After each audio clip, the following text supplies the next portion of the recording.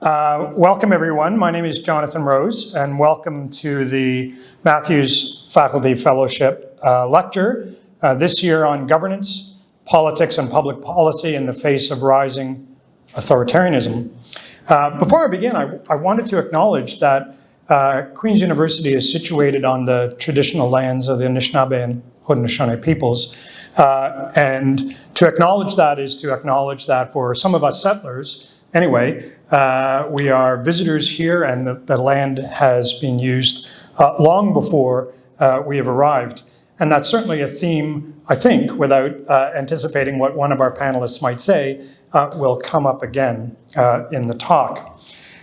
So let me tell you a little bit about the Matthews lecture series. This lecture series is supported by the Matthews Faculty Fellowship in Global Public Policy. It was established by Donald Matthews in 2006, and it supports the appointment of world-class, leading-edge scholars and practitioners to teach, lead research, and share their experience with students and faculty at Queen's University. It continues to and honors the lifetime commitment of Don Matthews, a Canadian business leader to public service. Don Matthews had a very august and impressive career, but one thing that seems to have been consistent was his combination of, his pursuit of public interest. And he was active in a number of different venues. As a successful businessman, he was a close advisor to premiers John Robarts and William Davis, to name two. He was president of the Council for Canadian Unity. In the 1990s, served as a member of the board of directors for the Bank of Canada. His work exemplifies the Queen's ideal as a leader and citizen and has inspired many, including his children and grandchildren, to follow his examples of engagement in economics and public affairs. So we're very grateful for this endowment. And of course, the panel follows the illustrious previous panelists of the likes of David Dodge, former Chancellor and Governor of the Bank of Canada, and Don Drummond, to name two, former Chief Economist of the TD Bank. There are two other Matthews lectures. So let me introduce you to our panel. First will be on Zoom remotely in your big screen above you is Margaret Biggs. And Margaret is the former president of the Canadian International Development Agency and former chair of the Board of Governors of the International Development Research Centre, IRDC. She's also served as Deputy Secretary to the Cabinet for Priorities and Planning in the Privy Council Office. Margaret has represented Canada in numerous international fora, including the World Bank. She is a non-resident Sanrio Fellow at the Brookings Institute and serves on the board of the World University Services Canada and International Foundation for Electoral Systems. On our panel live with us today is Hugh Segal on the left, in the room I mean, but also would be appropriate.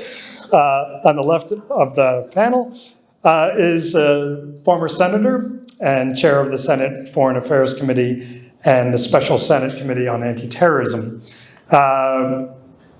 Hugh was previously principal of Massey College at the University of Toronto and president of the Institute for Research on Public Policy in Montreal. Hugh has served as Chief of Staff to Prime Minister Mulroney and Associate Cabinet Secretary for Federal Provincial Relations in Ontario under Premier Bill Davis, and he is currently Director of the Centre for International and Defence Policy here at Queen's. Beside Hugh is Daniel Brant, who is a member of the Mohawks of the Bay of Quinte and resides in the Tyendinaga Mohawk Territory with his wife, Rebecca Greyeyes. His professional background includes serving as a special assistant and senior policy advisor to 4 federal ministers and 2 deputy ministers for Indian Affairs, and in various executive positions, CEO of the Assembly of First Nations Ontario, CEO of the National Aboriginal Capital Corporation Association in Ottawa, Director of the Aboriginal Affairs Environment Canada, and Executive Director of the National Indian Brotherhood. He served on numerous national, Indigenous, and local boards.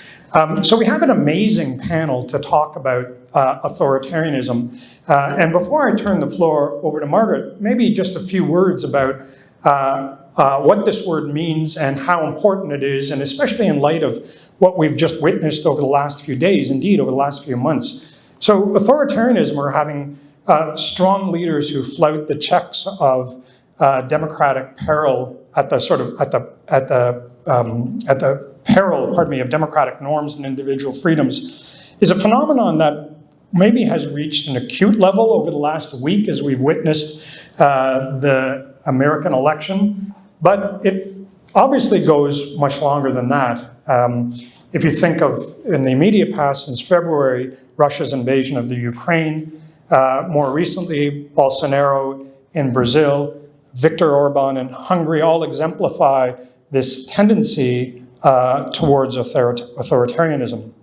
Donald Trump, who looms large in the conversation of authoritarianism, of course, is emblematic of that, but is really at the sharp edge of it. Just as a footnote, it's important to remember if authoritarianism is to flout democratic norms and rules and conventions, it's important to remember that the Republican Party, which now controls the House, the majority of their members do not believe that the 2020 election was won fairly. And this kind of erosion of democratic norms and values is one of the elements of it. If we look last week at the Chinese Communist Party meeting where President Xi secured a third term as party leader, just recently, President Xi has suggested that the army needs to be ready for war amid tensions over Taiwan. But the embrace of authoritarian and anti-democratic sentiments are not just confined to leaders. They can be found in public opinion related to declining trust in governments and creeping support to anti-democratic values around the world. Just recently, Angus Reid, a polling company in Canada, reported that 57% of Canadians don't trust government. And that's an increase of 20% in the last 5 years. That number is frightening when you compare it to the American numbers, which is 72%. I teach undergraduates here, and one of the concerns I have is what I see in my undergraduate classes reflected in the norms about public opinion and authoritarianism. And this poll revealed that men aged 18 to 25 are 3 times more likely than other demographics to agree that some countries are better off with authoritarian rule. So all of these things, I think, suggest that this is a pervasive problem that is not just confined to out there, but is endemic to how we think about politics here. And our panel, I think, will touch on both Canada's own history and its impact with authoritarianism, the meta-framing of authoritarianism and what that means around the world, but also Canada's, the impact of authoritarianism on international policy. And perhaps that's no better time than to turn it over to you, Margaret, to lead us off with some comments. And just by way of a roadmap, the panelists will speak for about 8 or so minutes, after which I'm happy to open up the floor. So, Margaret, over to you. Thanks very much, Jonathan. Can you hear me okay? Yep. Excellent. Thank you.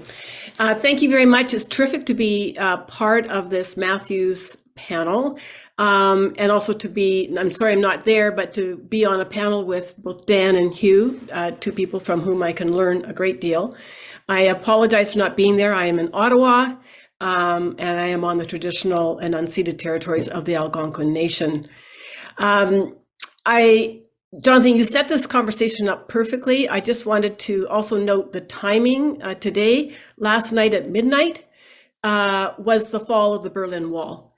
And after that, we had 30 years plus of a certain era of what we thought was going to be an opening and liberalization and democratization around the world. But certainly it did.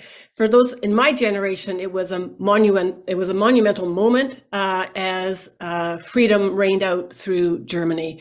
But also tomorrow is Remembrance Day, or as my father would say, who was in the army, Armistice Day. And we remember not just those who lost their lives or whose lives were damaged by the world wars, but we also remember what they were fighting for, what our citizens and comrades were fighting for. So I think it's really an auspicious day in addition to everything. And then we have the US midterm elections.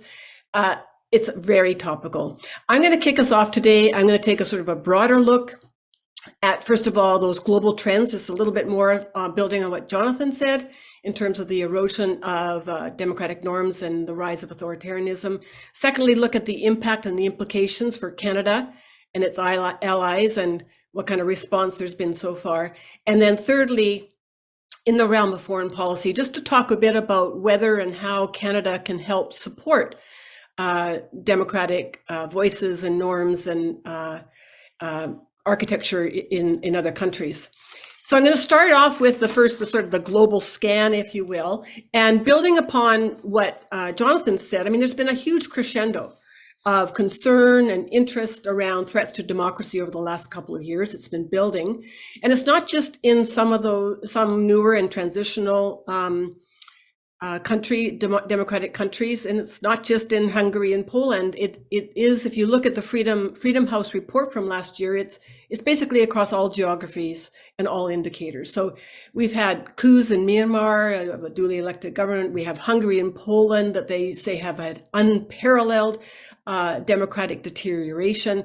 We have it in Central America, Eurasia. It's everywhere. 60 countries, sort of took a step back just in the last year. And others would say that that's basically eroded, not just eroded, but eradicated the progress over the last 33 years since the fall of the Berlin Wall in terms of democratic progress around the world. And it shows up in attacks on judicial independence, media freedom, the rights of minorities, anti-Semitism, narrowing of civic space in many countries.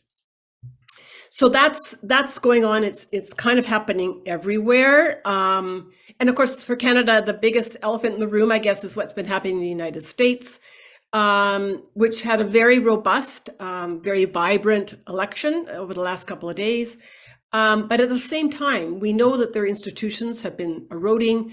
There's been a rise of illiberalism in certain quarters. The extreme polarization in the U.S. Public or polity has really led to elements of extremism. We've seen it on January the 6th, 2021. And we see it in some of the voices that were heard through the elections of the midterms. And if those of you who, like me, were watching a lot, there were a number of leaders, including President Biden and former President Obama, who said that democracy was on the ballot on Tuesday. But it's I think for Canadians, it's unsettling because it's on our border. Third, as Jonathan also said, it's sort of been this concern around democracy has been spiked by Russia's invasion of Ukraine. Now, all kinds of geopolitical things going on there. But for sure, one of the things animating Russia and President Putin is that Ukraine was moving towards the West and also becoming much more democratic in its nature. And countries like Canada and others were very much supportive and continue to be supportive. But the invasion of Ukraine has led to a crisis in Europe and elsewhere, led to changes that haven't happened for decades, like Finland and Sweden joining NATO and our security alliance.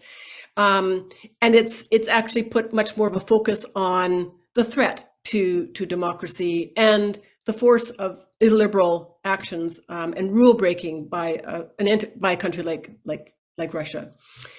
And then my final point here is just to talk about, just as Jonathan said, that these all sound like they're happening in other countries. And they're far away, and we care about them, and we are working on them, but they're not happening so much here. Now, I think we can come back in the discussion about the extent to which some of these forces are within our own societies. But I also wanted to focus on how the rise of autocratic forces are not just happening within the boundaries of China or within the boundaries of Russia. There is an active campaign to undermine our democracy. You only have to look at the news this week coming out of global news around how Chinese Communist Party was looking to infiltrate campaigns and actually have clandestine candidates in the 2019 election. But I'm going to focus particularly on China, which Russia's in there too, but using misinformation and disinformation to try to shape domestic and international opinion. They are clearly infiltrating, and Hugh knows a ton about this, infiltrating and trying to influence our political processes. They're trying to infiltrate, and they're being successful infiltrating and controlling international institutions. And it's a deliberate strategy. And the reach of that is inside our own borders, but not always that visible to us. So it's not just away, it's actually here at home. The second point I wanted to get into was, so what are we doing about that? And I think it's fair to say, I would say that China in particular, and Russia as well, particularly vis-a-vis the United States, China has had a strategy. It's had a deliberate strategy to expand its reach and its influence, to undermine our democracy, and to build favor and to promote itself as a model, and if not a benefactor, in many parts of the world. China's had a strategy, and we have not. Now, that's beginning to change. I point to the US in its new national security strategy, both the one from last winter, but the one that just came out a week or so ago, clearly putting issues around the protection of democracy at the root, at the heart of the US national security strategy, which, as many of you would know, is really a pretty seminal and pivotal document in the United States. President Biden last year, one of the first things he said coming into power, he's going to have a democracy summit. Some cynicism or skepticism about what that can do, but he has put it at the center of both his domestic and his foreign policy agenda. The G7, which Canada is a member of, when the UK was the leader of the G7 the year past, again, put open democracies, open societies at the center of its G7 agenda. So what about Canada? Well, I think it's successive governments, Canadian governments of different hues, different colors, have put championing freedom and democracy, human rights, the rule of law at the center of their foreign policy. And there have been good things that have happened. For example, in the last year, as a result of the kidnapping, illegal kidnapping of the two Michaels by Chinese authorities, Canada really sponsored and basically pulled together a coalition of countries around arbitrary detention.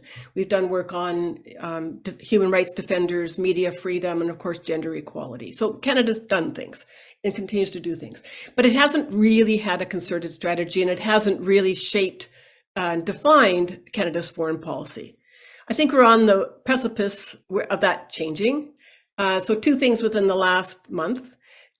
Many of you will have seen that our Deputy Prime Minister, Chrystia Freeland, gave a speech in Washington that spoke very much. She actually used Francis Fukuyama's sort of end of history, but talked about how basically, going back to the fall of the Berlin Wall, the end of an era, the end of 33 years of assuming that the world was going to be more benign and more democratic, and that basically we had to come to the realization that there were very powerful and coercive forces out there which were hostile to Canadian interests and values and those of our allies. And basically said that we now have to sort of reshape our thinking in foreign policy around this new reality. In other words, wake up and have your eyes wide open.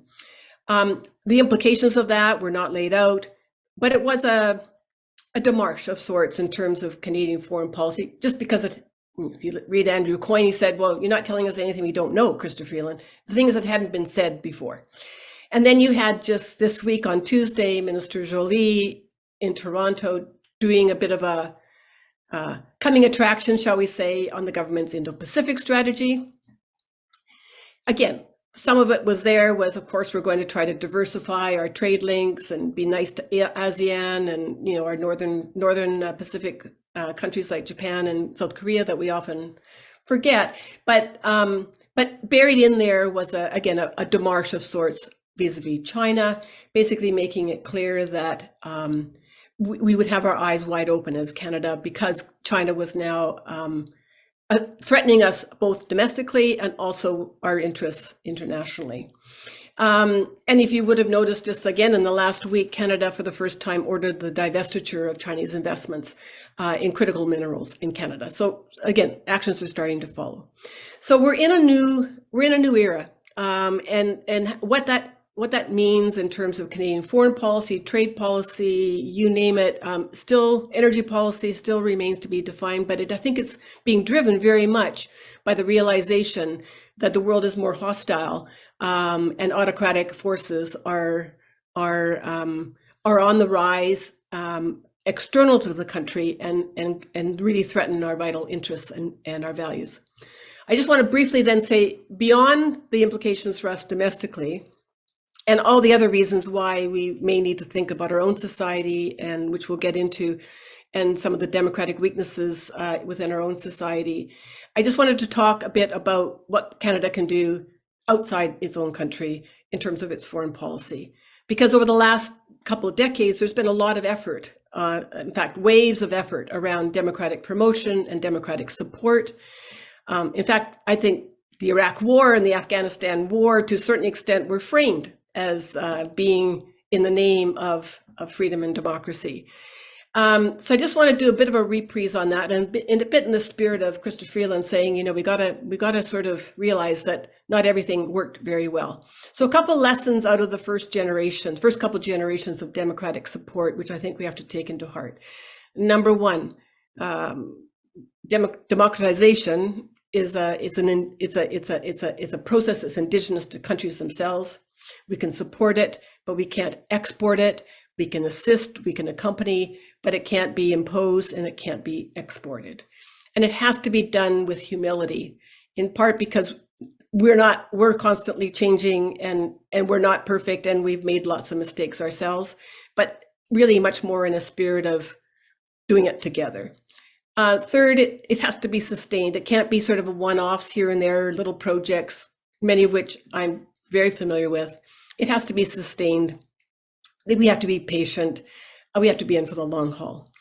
And finally, I think it's important that it's not just the political systems that fail, it's that democracies have to deliver. It was an expression that was used in Latin America for a couple of decades. You can create governance structures, but if democracies don't deliver jobs and security and health and education for their citizens, then they will turn to other places. So for Canada, we often think that we're perfect for this, because we're so great and because we're so good. And that's not always true. But we do have some things going for us as a middle power. And whereas the US has and continues to have even more sort of skepticism around their motivations, I think Canada does have a lot going for it. Hugh, again, has had a lot of experience with the Commonwealth. We also have the Francophonie. We just have many assets that we can use, if we do it right, to be supportive of countries who want to build their democracy. And some of the things I think that we could work on, where I think we could have the greatest value, would be in areas of corruption and transparency, issues around transparency, around resource extraction and resource rents, because we know how those can be insidious in terms of disrupting and corrupting societies. The issue of disinformation, if we're struggling with it, you can well imagine that countries who don't have our sophisticated systems are struggling with those issues, so we can assist them. Electoral integrity, issues around judicial reform, where Canada's always done quite a bit of work, and issues around federalism and good governance in general. And of course, rights and gender and pluralism. So I'm going to stop there just to say that I think this may not be the most important thing that Canada should be doing, is just the democracy support piece, but it is an area that inevitably is going to come up as the democracy issue takes even greater hold in terms of our foreign policy. And those are some ideas about where Canada could really make a difference. Thanks a lot. Great, thank you very much, Margaret. Some really thoughtful and provocative comments that I hope we can return to. And you've put a lot of items on the agenda, so that's great. Our next speaker I'll turn it over to is Hugh Segal. Yeah. Thank you, Jonathan, colleagues. I'm going to take a different slice on authoritarianism. I know we think of authoritarianism as sort of another style of government. Some countries are democratic, some countries are authoritarian, and it's all about different approaches, dictatorships versus responsible democracies. I want to change the subject and talk about kleptocracy. Right? People who get into government and want to stay in government for the express purpose of stealing. Right? Stealing the people's money, stealing revenues that come into government, and they have to perpetuate their presence in government to keep on stealing. And when they are doing that, kleptocrats, Putin would be a classic kleptocrat, the chap who's the head of the so-called Democratic Republic of Korea is a kleptocrat. They have a series of suppliers and supplicants who need things from them. Think of the oligarchs and their huge ships and their gorgeous homes, etc. Well, they're part of the system that is kleptocratic, that says there's really no such thing as Russia's financial resources, independent of what the kleptocrats have access to and take for themselves one way or another all the time. And the reason I make that case is because whether it's Russia or Iran or China or North Korea or Syria or Saudi Arabia, there are several kleptocratic qualities that are actually the same in one degree or another for all of them. Simple and occasional corruption, which we have in all kinds of governments, including here in Canada, has long been replaced by an integrated system of kleptocracy. One where the leadership and their cadre of supplicants, supporters, and suppliers are gathering in funds and resources corruptly that are being widely shared, that are being widely shared with each other as opposed to the public at large, whose money it is. And while there are degrees of difference and nuance between each of the countries I have cited, the principle of stealing from the people, however gussied up, is actually quite generic. One of the ways we fight this aspect of authoritarianism, which is central to kleptocratic totalitarian regimes, and the ruthless self-interest that they pursue, is by ensuring, first of all, that our own democracies, where we live and where we vote and where we pay taxes, they are in fact accountable for how they spend the money. They're accountable to the law. They're accountable to the public. In an open and strong society, they're accountable to the media. And that those levels of accountability, rather than us saying we're satisfied with those because they're better than the kleptocracies, we have to say, actually, we should be working on increasing that accountability and its transparency all the time. So whatever the present system is, and I would argue that in Germany and France and Canada and Belgium and a whole bunch of other Western countries, the systems are pretty robust for accountability. The notion that we would settle for that level of accountability and not be looking for more is, I think, deeply problematic. One of the things we also have to be sure about is that we are able to pinpoint where there are flaws in our own accountability. So, one of the things we will all know is that there's no audit in the DPRK in North Korea who publish stuff about government that's made mistakes or misspent money or whatever. That doesn't mean that what we have in our existing structures is sufficient. We should always be asking ourselves the question, do we know enough about how our money is being spent by any government, liberal, conservative, NDP, municipal, provincial, and can we improve that level of public accountability? Because by working to maximize accountability frameworks in our society, we create a bigger gap between ourselves and those folks who are living, by the way, I'm not against the populations of China or Russia or Iran or Syria or Saudi Arabia, but under governments that actually provide for zero accountability. And the larger that gap is, the more of a possibility there is that at some point, folks in those other countries will begin to ask some pretty compelling questions in a way that may have some modest positive impact. The other continuum that really matters to authoritarian kleptocracies is the threat spectrum that they face from democracies who are prepared to resist if necessary with armed force when they are invaded. Take what our Ukrainian brothers and sisters are now doing to their credit, surprising everybody, including probably the intelligence advisors that Mr. Putin had before he launched the military invasion.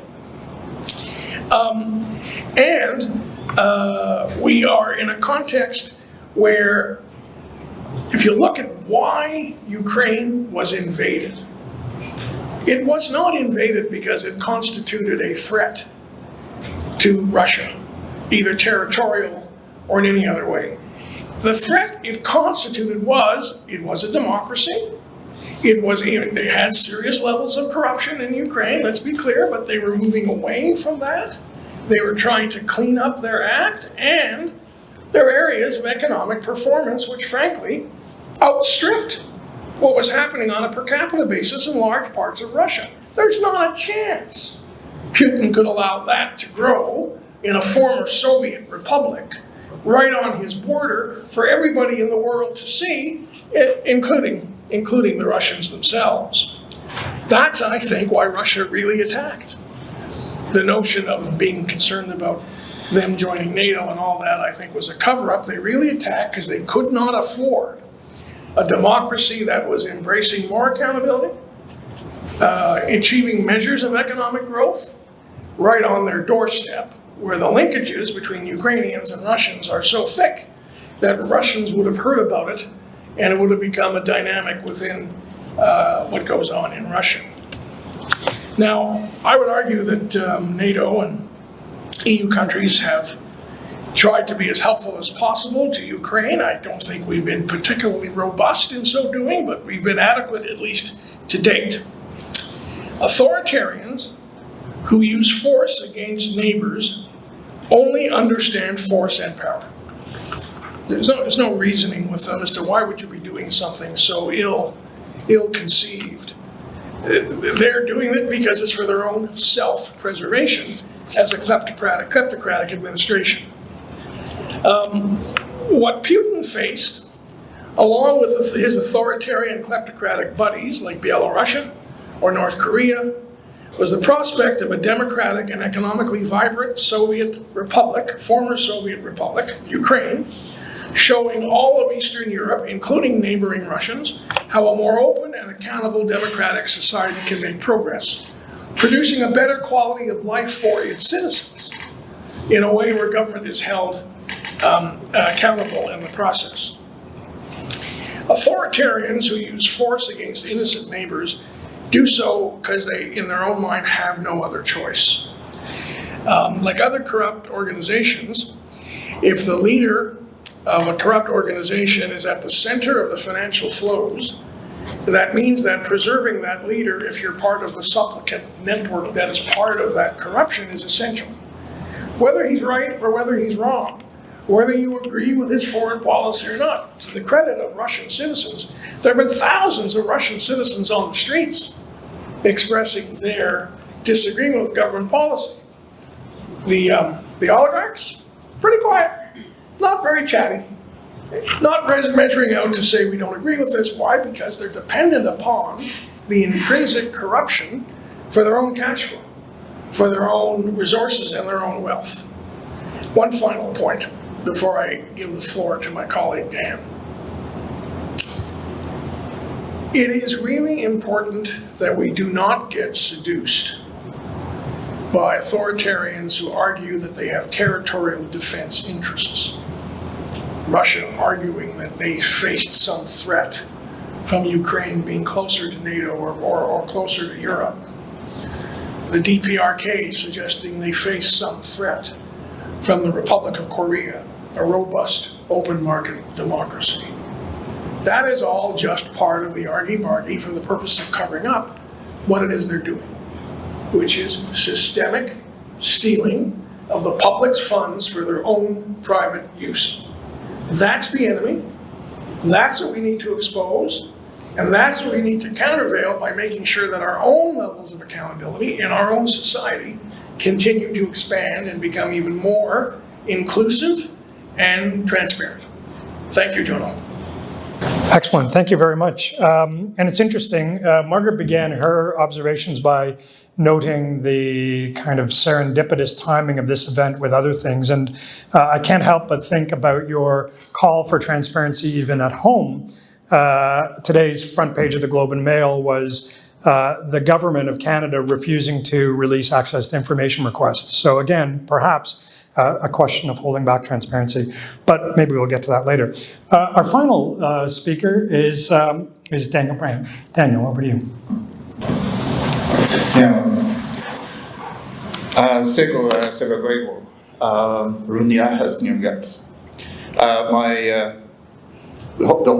The whole conversation here is not going to be in Mohawk, but I will, as Jonathan has pointed out, I live on the Tyendinaga Mohawk territory, which is just 50 kilometers down the road, and it is an important part of North American history, in that the location of the Mohawks of the Bay of Quinte is the birthplace of what we call the Peacemaker.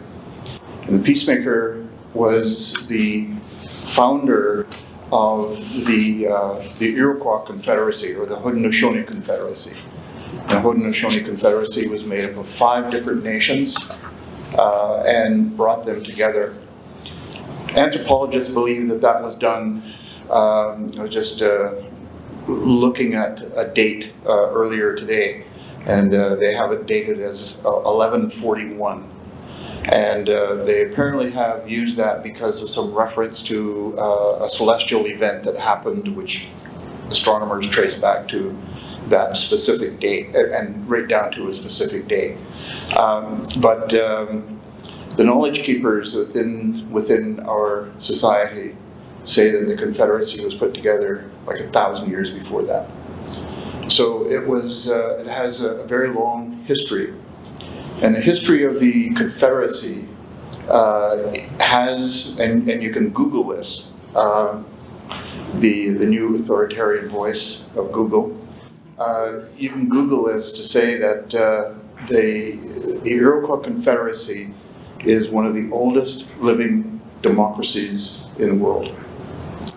And it was structured, the governance structure of the Confederacy was very sophisticated, and it is still relevant today. Now, I think with both the issues that both Margaret and Hugh have raised tie into this very nicely, because the principles of the Haudenosaunee Confederacy are similar to what we all aspire to. And one of the things that I think the Confederacy was founded on was inclusion. And that is something that democracies today in North America and perhaps around the world have difficulties with, is identifying and finding out how to include people, how to include institutions, how to structure what to do, and let me give you an example, a good example. One of the founding principles of the Haudenosaunee Confederacy was the involvement and the role of women. And remember, this goes back thousands of years. When did women get the vote in Canada?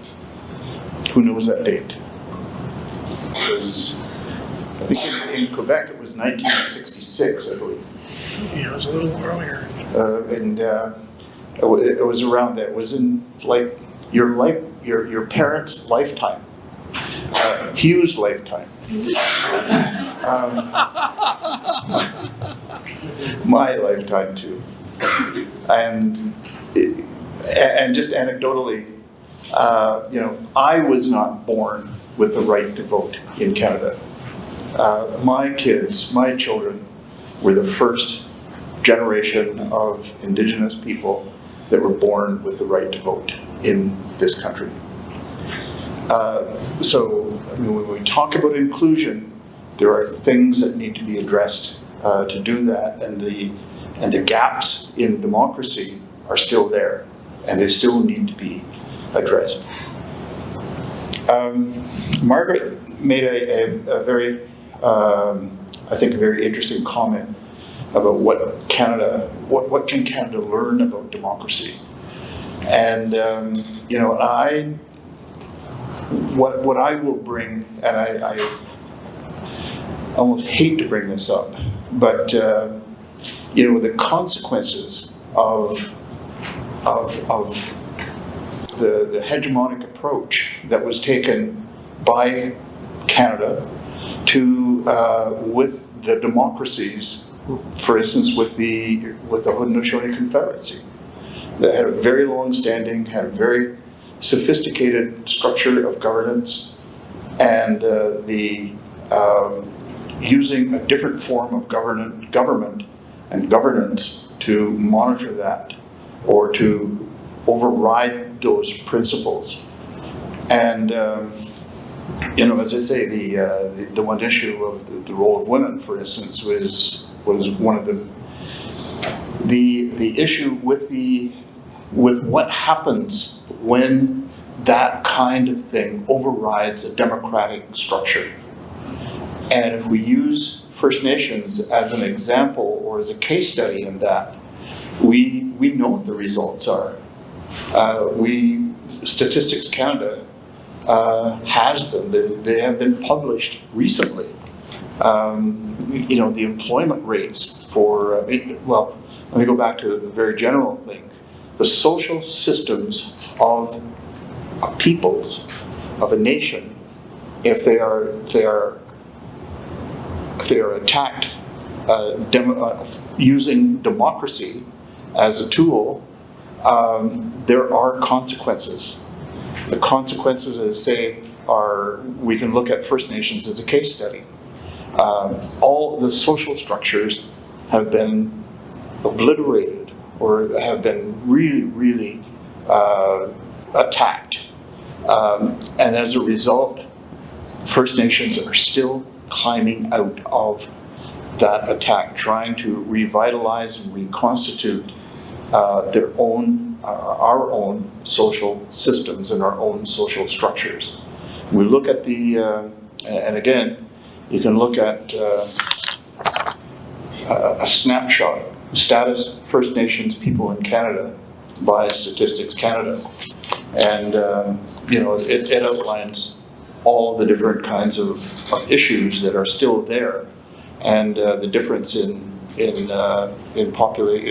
not population, but the difference in what happens, the gaps in between First Nations and the rest of Canadian society.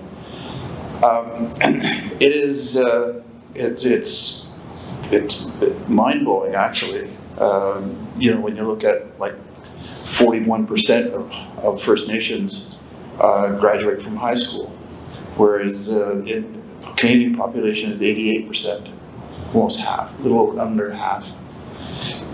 First Nations children in foster care is 36% of all children in foster care are First Nations, when they represent 4% of the Canadian population.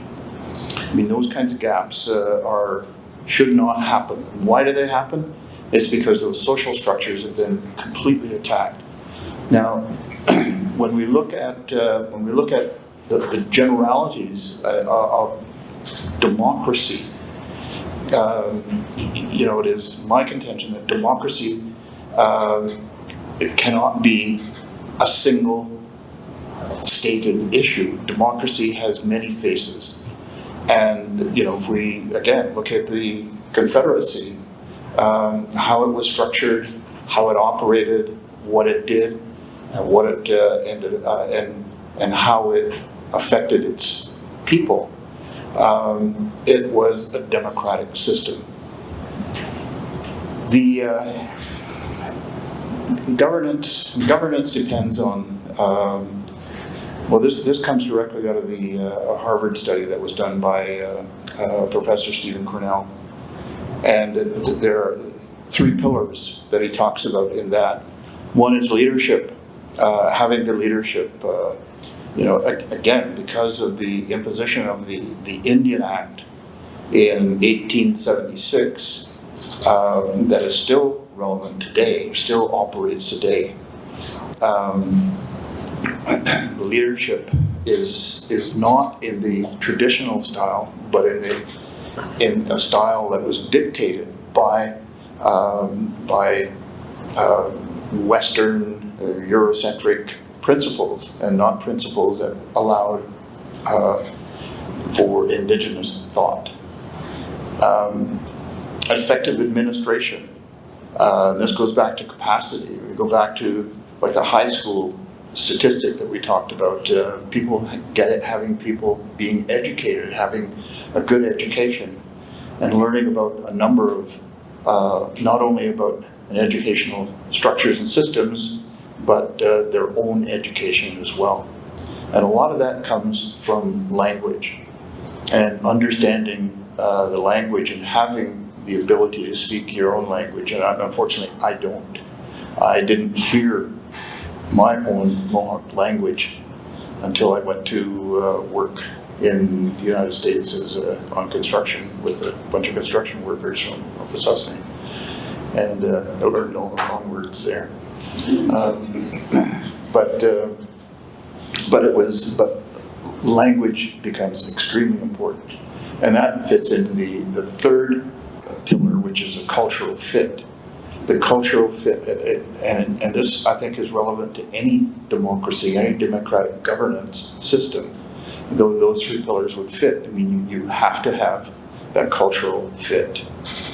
And, and this goes back to perhaps another discussion that goes on in Canada all the time. What is Canada's culture? And what is the culture of Canada? And that becomes a discussion and a debate perhaps. But it seems to me that part of the consequences and part of what we've heard as well from Margaret and Hugh, with respect to international issues and what kinds of things upset democratic systems. And it's perhaps having a narrow view of what the democratic systems are, and if they are based on a specific set of values or principles. And again, from my perspective, from our perspective, from First Nations perspective, the worldviews are different, and they need to be respected. And that was where the inclusion as well needs to be respected and come in and be part of the discussion. So,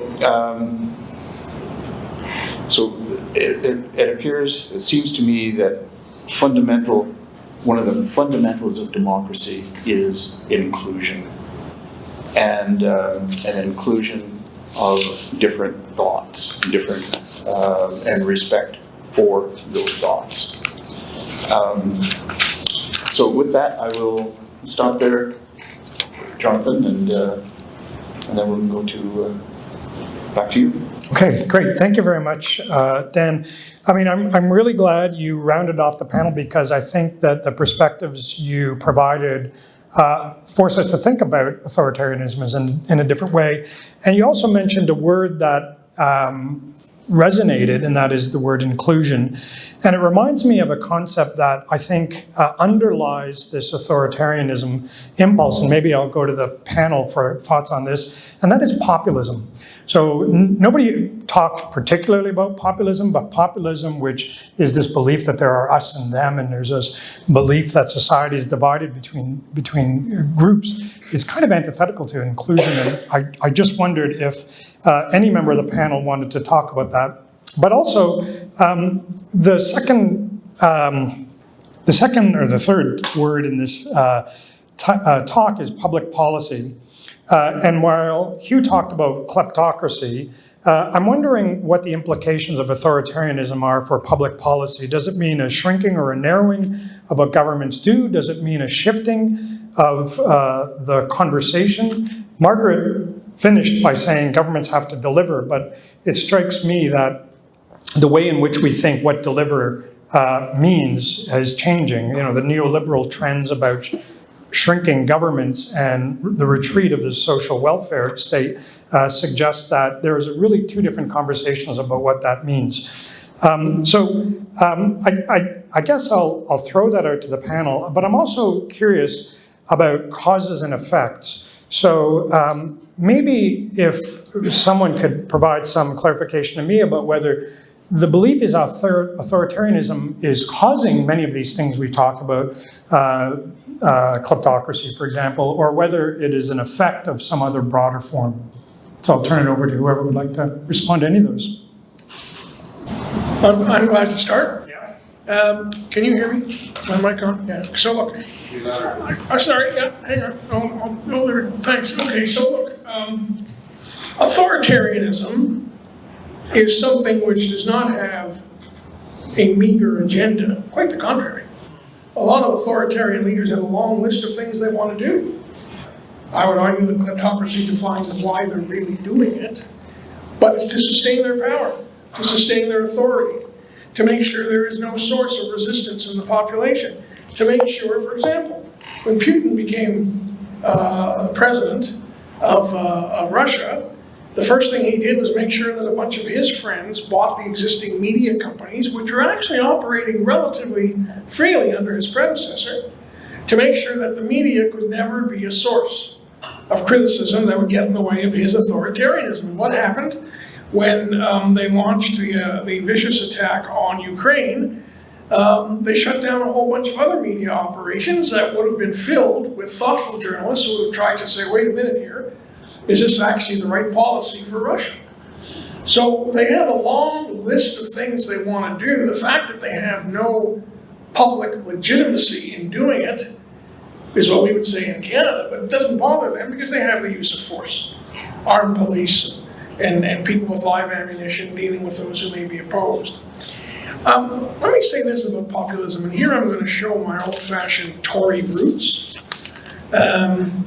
I am not a big fan of, let me frame it another way. A prime minister I once worked for said, nothing ever comes good from a mob. It doesn't matter if the mob is well-intentioned, doesn't matter if the mob is left-wing or right-wing or centrist. If it's a mob, and it's trying to achieve activity by the impact of the mob, chances are more things are going to go wrong than are going to go well. That kind of tells you how I feel about populism. That doesn't mean that, if you look at our history in Canada, when Pierre Trudeau, the father, swept into office in 1968, it was a populist event. A lot of young Canadians were really attracted by his intellectual acuity, by his physical ability, by his athleticism, and he was so different from the old gang of Mike Pearson and John Diefenbaker and others who've been there for years, that there was a strong populist support for the Liberal Party of Canada, which elected Pierre Trudeau. I think that's okay, as long as it doesn't continue forever, at which point it becomes a pain in the ass. And my view is that populism should be viewed with a very strong level of suspicion. Dan, I don't know whether you have a view. I was waiting for Margaret. Oh yeah, Margaret? I have views. Dan, you can go first. Okay. Well, I would add as well, perhaps that I think there's a difference between charisma and populism, or popularity, and there was, and we look at leaders, and we look at leaders around the world.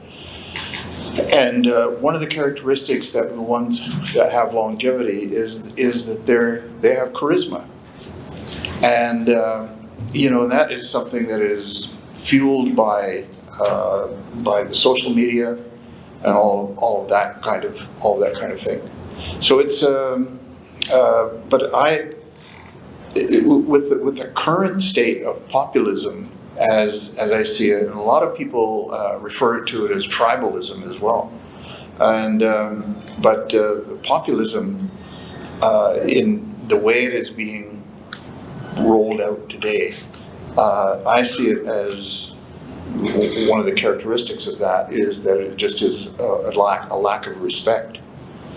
You don't have to agree with other people's views, but if you don't have to get into a battle with them either. It's simply a matter of respect. I mean, respect their views and respect that they have different views. One of the things that we talked about in the briefings, I had an occasion to talk with one of the former national leaders, Ovid Margaret, and he was telling me a story about his mother telling him that, and he grew up in a Cree community, and he spoke Cree as his first language. And down the road from where he grew up, there was a group of Ojibwe people who were not Cree. They're a different nation. And his mother talked to him, saying that in their language, he said they were Pecan. And he said that Pecan means they're different. No judgment, it's just they're different. And he said that when he became national leader of the Assembly of First Nations, that he remembered that conversation with his mother, and it informed his position on human rights, that there are people that are different. There are Pecan. And I thought that's such a great story in reality, because it doesn't have any judgment. And I think when we get back to the issue of populism, that's where people are judging each other, that you don't agree with me, so you're wrong, I'm right. And it's gotten to the point where there's no going back. And there's just a total lack of respect. And respect is something that is necessary, I think, in all levels of life in order to survive. Okay, Margaret. Thanks, Jonathan.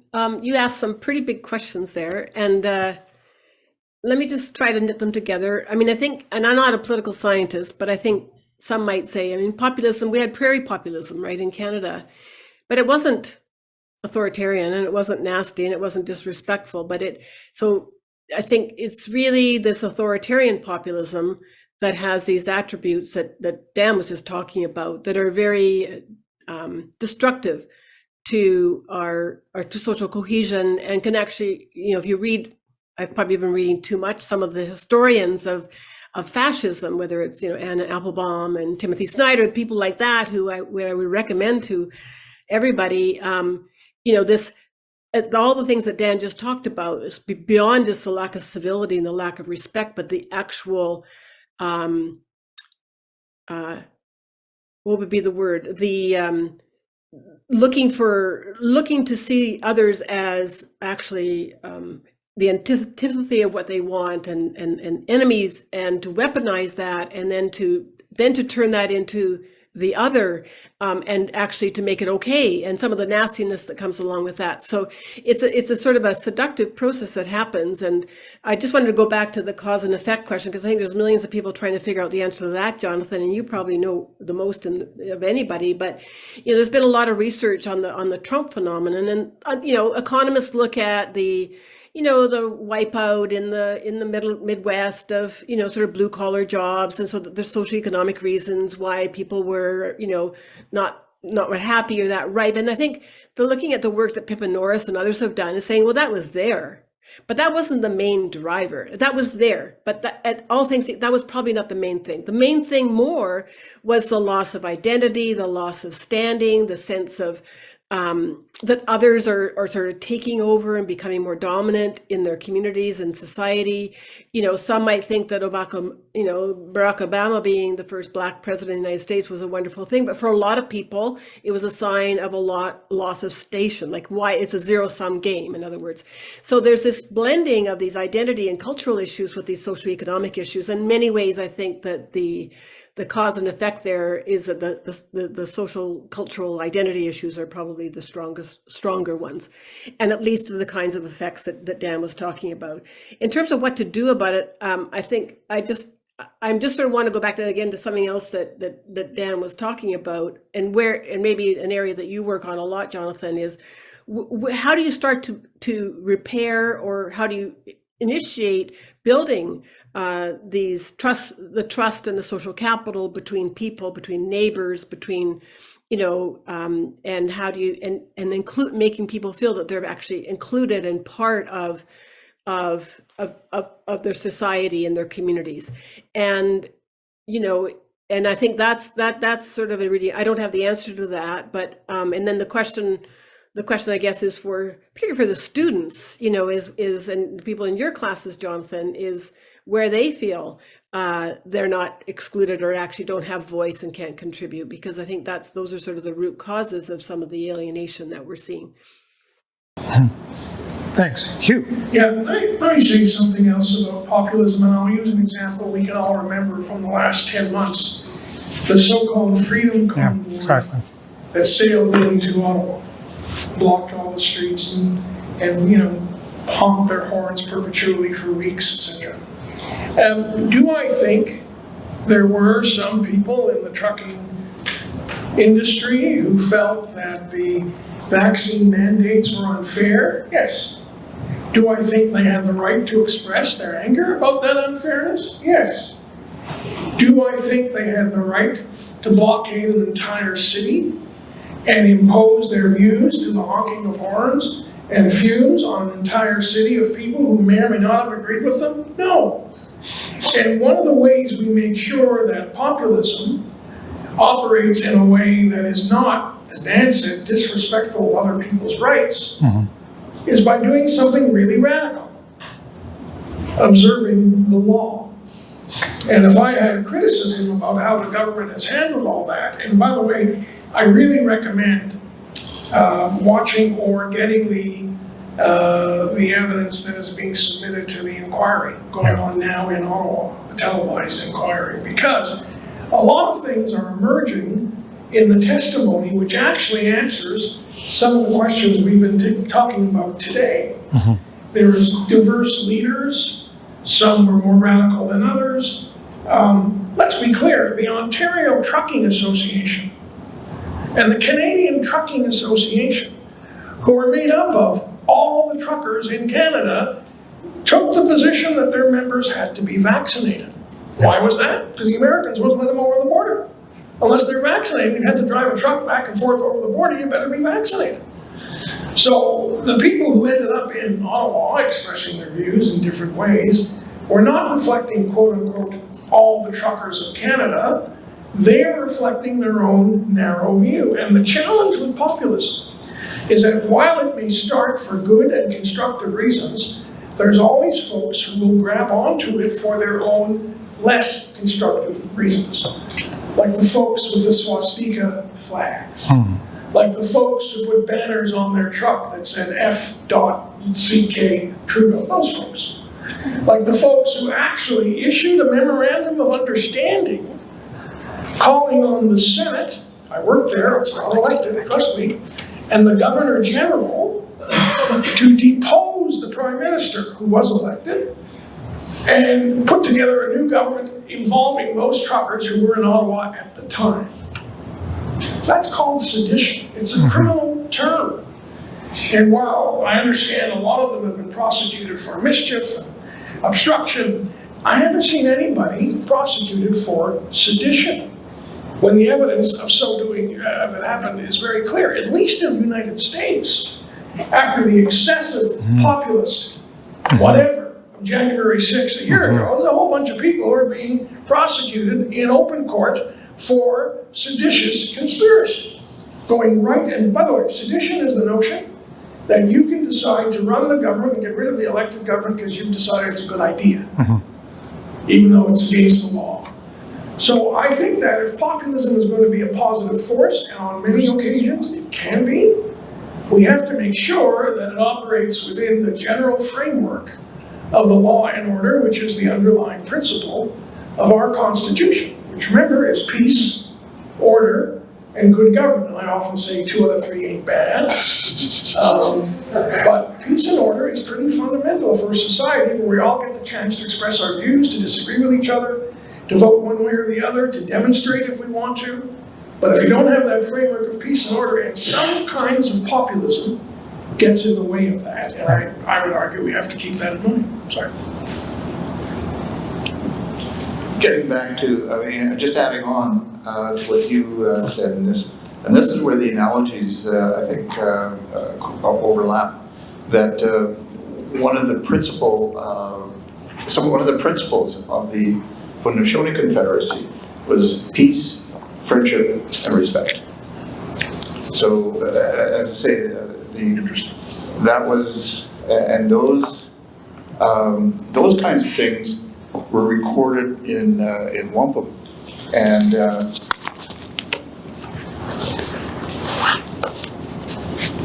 wampum like this that shows the lines between two peoples, and they have, and these go back pre-contact.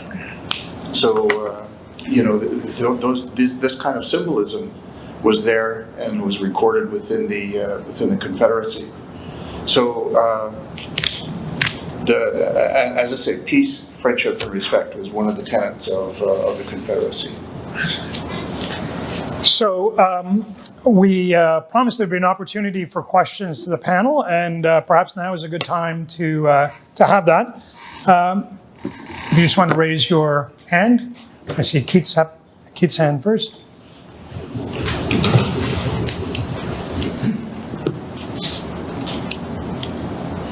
Thank you. So the conversation has been very interesting. I'd like to look forward 20 years and ask the panel whether they think that from the perspective of 20 years hence, historians will record that 2022 was actually the high point of populism, and especially of more authoritarian elements of populism in democratic societies. If we think of, Bolsonaro didn't actually say he accepted the verdict, but he accepted the peaceful transfer of power. Right? And that wasn't self-evident, especially in a really close election. If you think about what happened in the United States just a couple nights ago, I mean, it's a kind of mixed verdict to draw on this question, but it strikes me that it's not, it may have been an inflection point, right, to use the president's language. And I know this is not a case of similar import, but it is interesting that the British political institutions turned out to be reasonably robust in deposing not just a particular populist leader, Boris Johnson, but a second leader. And so 2 prime ministers have been dumped. And so this is not the image in leading democracies of a kind of populism breaking the guardrails of democracy.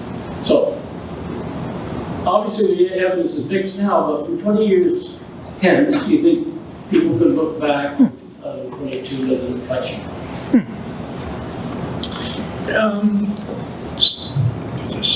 So Keith, it's a very good question, and here's what I would suggest. If we look at our own history, so some of us are old enough to remember when Pierre Trudeau imposed the War Measures Act during the so-called FLQ uprising in Quebec. It was an act that did not protect people with the Charter of Rights and Freedoms. It was an act that when you proclaimed it operated nationally, or as the Emergencies Act, as presented by Perrin Beatty when he was Minister of Defense, getting rid of the old act, only operates in a specific zone, and it only operates in that province when the premier of that province, or maybe even another political party, has made the request for it. And it operates in a far less coercive way than the War Measures Act did, and that happened, so 1970, so 30 years ago. So you can see that evolution in our own history. I'd also say that if you think about things like the Winnipeg General Strike, which was a huge outpouring of labor, anger, and unemployment during the Depression, people without money, people without food, the army was used to shoot those rioters to bring it to an end. Not clear we'd ever see that now in Canada, because I think the mindset about how you deal with legitimate demonstrations that are being forwarded for purposes that relate to an honest, however tough, difference of opinion amongst different parts of the population changes things remarkably. So I would argue that you have put your finger on three elements: the Bolsonaro event, what happened with the change of government there, where we are in the UK, where Parliament basically said we don't like a particular Prime Minister. The Prime Minister was gone, showing that the elected representatives of the people had some clout in the process.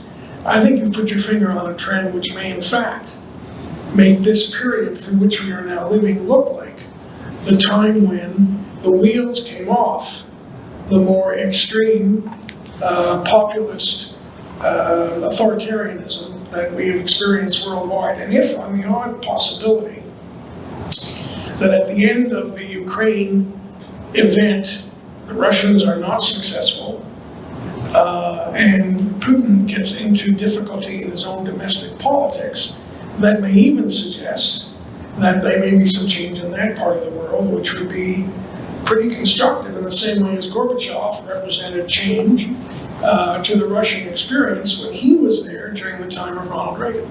So I think your point is a question that is precise, and I think it gives us a reason for some optimism.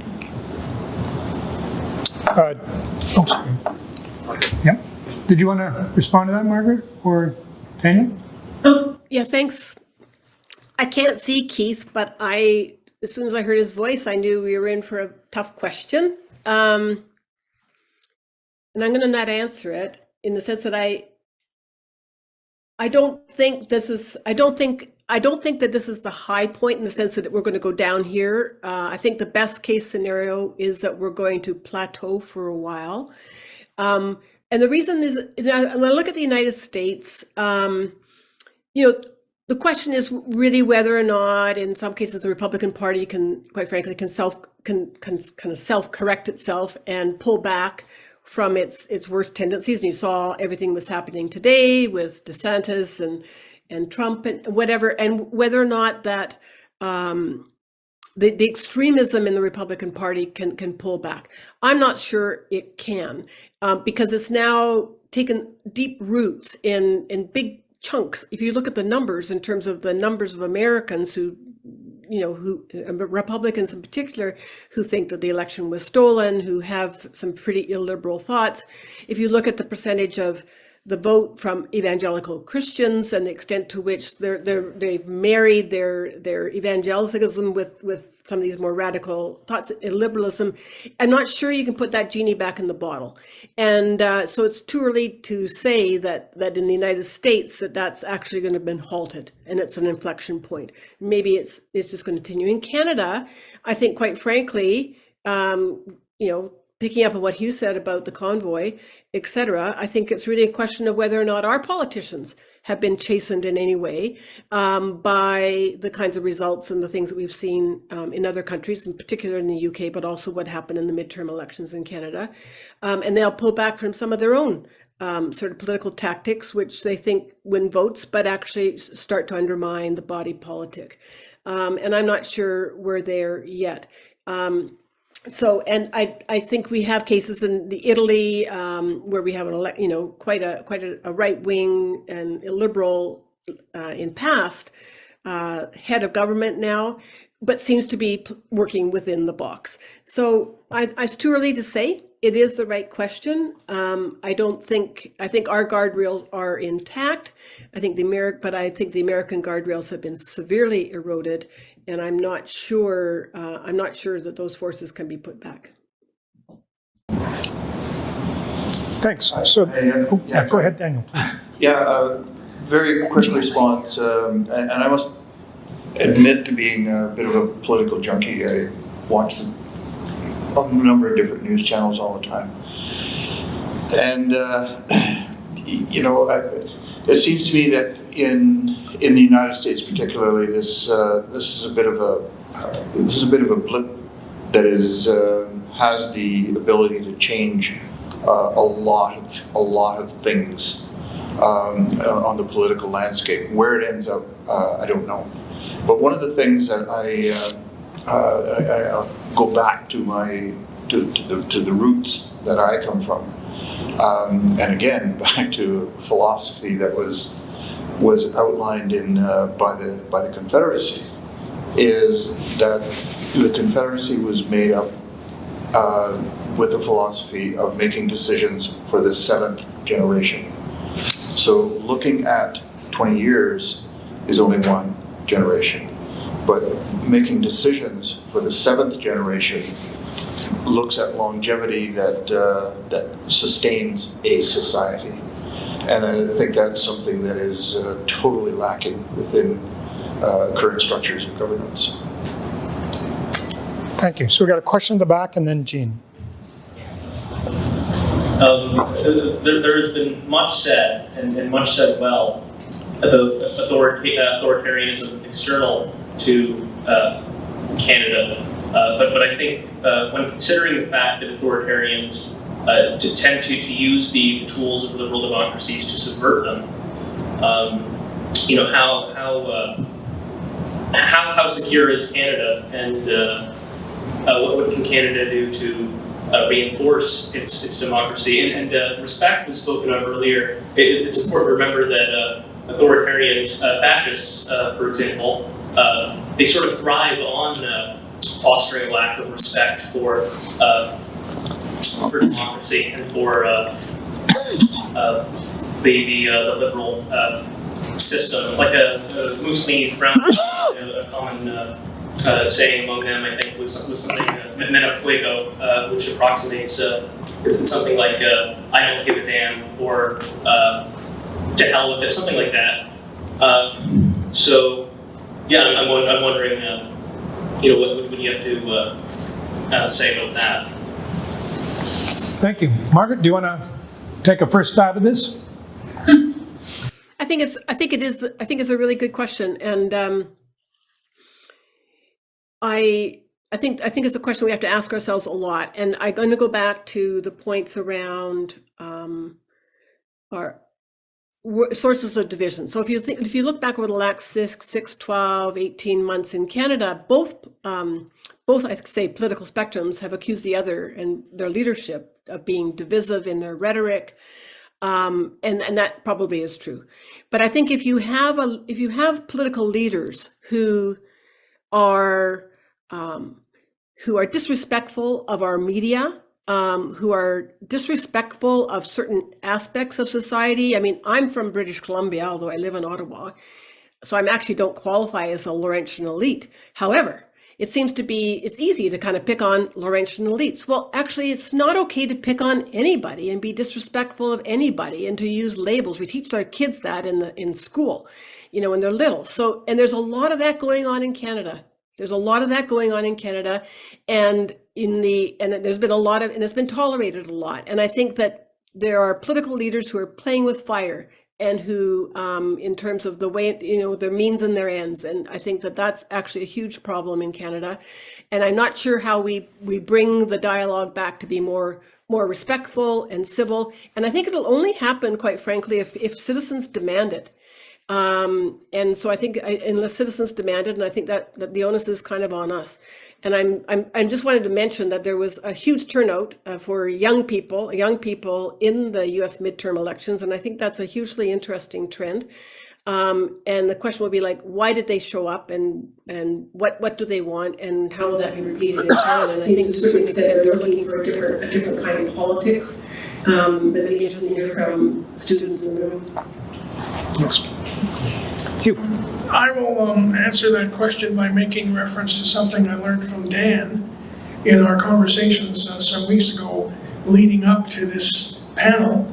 And if you look at the piece of paper that was sent out, or the digital release done by the school about this panel, it talked about some domestic examples of exactly the kind of brutal authoritarianism that existed. I would argue, and I say this as a settler and not as someone who's an Aboriginal, aspects of the Indian Act, the way it operates, the way it makes decisions, the way it makes choices by statute that doesn't let people have the freedom to make their own decisions, very authoritarian, quite frankly. And I've been, and in fact when I was in the Senate, I spoke for and brought in a bill to do away with the Indian Act, and to which the response was, well, the Indian Act is the capacity that government has to flow money to various First Nations groups across the country, so you better know what you're going to replace it with. Nevertheless, that act is an act which, in my view, operates in a relatively authoritarian way and does not reflect the kind of liberal values of letting people make their own decisions about their own lives in a way that within the law is constructive. I can think of some other. I think there's aspects in terms of some police powers that are uncontested. You know, the notion that you can, based on very, very slight evidence, break down someone's door for the purpose of finding out whether or not they may or may not have drugs in that apartment or in that room strikes me as a pretty horrific authoritarian proposition, which we should not have in our society. So I think we have to be frank about our own gaps in a kind of democratic framework, and be frank about those and try to come to grips with them. I would only disagree with Hugh on one word, relative authoritarianism. There's nothing relative about the Indian Act. It is dominant, period. And it stipulates everything from cradle to grave. And you know, there are lots of methods now of trying to get around it, and in a lot of cases I make an analogy with the Indian Act that it's like some of the laws that perhaps in the United States and some of the southern states where like you can't tire a horse up between the 8 hours of 8 and 9 or something like that. I mean, crazy laws. And in a lot of cases, people are getting around it in very interesting and unique ways. But it is a very authoritarian approach to replacing a governing system, and that is hegemony. That's just a replacement of one system onto another, and that is an example of what happens in some of the social statistics that I outlined earlier are the consequences. You know, the one thing too that wanted to say was, and a lot of it comes from how do you change, comes from education, comes from understanding, that kleptocracy is a reality. It's something that if people aren't aware of it, you don't know that it is actually going on. And understanding, hearing about it is education. The one comment too that I would make, sort of a general comment, is that one thing that we don't learn from history, and there are historic examples, I think both Margaret and Hugh have talked about those different things all over the world. And if we don't learn from history, who was it who said we're bound to repeat it, we're doomed to repeat it? I can't remember exactly who said that, but I mean, it's absolutely true. And you don't have to look very far back in history to see that when the world starts to go take a big swing to the right, the correcting factors are usually world wars. Well, I hate to be an authoritarian and impose my will on this collective group, but alas, we are out of time. So maybe I'll ask, I'm sorry, Jean, we're not going to have time for your question, but I'll ask Ben to thank the panel. But before I turn it over to Ben, I just wanted to also say this has been an incredibly stimulating and thought-provoking discussion. And what I like about it is all three of you brought really different and diverse perspectives and raised many questions. So before turning it over to Ben, I wanted to thank you for letting me be part of this conversation, and it's been really enjoyable.